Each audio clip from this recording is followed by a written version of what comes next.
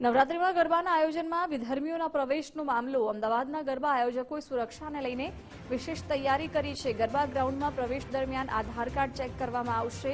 ખેલૈયાઓને તિલક કરીને જ ગ્રાઉન્ડમાં પ્રવેશ આપવામાં આવશે। મહિલાઓની સુરક્ષા માટે મહિલા બાઉન્સરો ખડે પગે રહેશે। બોપલ વિસ્તારમાં વકીલ બ્રિજ ખાતે ગરબાનું ભવ્ય આયોજન કરાયું છે। લોકગાયક જિગ્નેશ કવિરાજના સૂર સાથે ખેલૈયાઓ રમઝટ બોલાવશે।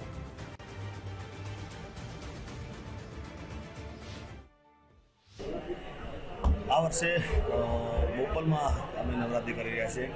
બોપલમાં સ્વામિનારાયણ મંદિર જે ચોકડી છે ત્યાં એની બાજુમાં જ ગ્રાઉન્ડ છે આપણું સ્વામિનારાયણ મંદિરનું, તો બ્રિજની બાજુમાં છે। 2025 અમે 5મું વર્ષ કરી રહ્યા છીએ। 4 વર્ષ અમે કરી શરૂઆત કરી।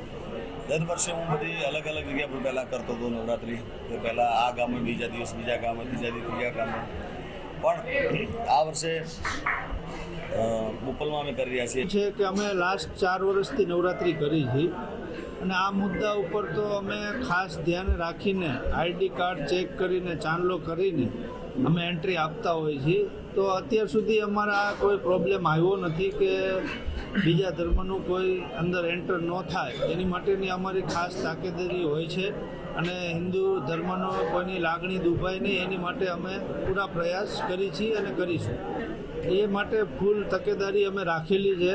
અમે સિક્યુરિટીથી લઈ બાઉન્સરથી લઈ અને એમના આઈડી કાર્ડ ચેક કરીને વિધર્મી ન આવે એવો અમે પૂરો પ્રયાસ કરવાના છીએ અને આગળ પણ કરેલો છે લાસ્ટ 4 વર્ષથી, તો એમાં અમને કોઈ પ્રોબ્લેમ અત્યાર સુધી આવેલો નથી। કઈ રીતની તમારી મહિલા સુરક્ષાની વાત કરીએ તો અમે મહિલા બાઉન્સર રાખીએ છીએ, સીસીટીવી હોય છે અને અમારા 101 સ્વયંસેવકો હોય છે તે તમામ રોડથી લઈને અંદર સુધી ગ્રાઉન્ડ સુધી ટોટલ ધ્યાન રાખતા હોય છે કે કોઈ બેન દીકરી આવ્યા હોય, એકલા આવ્યા હોય, જવા એને લેટ થયું હોય, કોઈ પાર્કિંગ ઇસ્યુ હોય, તમામ જગ્યાએ અમારું ધ્યાન હોય છે। છેલ્લા 4 વર્ષથી અમે કરી રહ્યા છીએ અને એમાં ખૂબ અમે ઝીણવટપૂર્વક ધ્યાન રાખીએ છીએ કે કોઈ વિધર્મી ના આવી શકે। આજ દિન સુધી અમારું ક્યારેય એવું બન્યું નથી અને આ વર્ષે પણ અમે કંઈક નવું કરી રહ્યા છીએ, જેમ પબ્લિકની અને જનતાની એવી ઈચ્છા છે કે આવું ના થઈ શકે।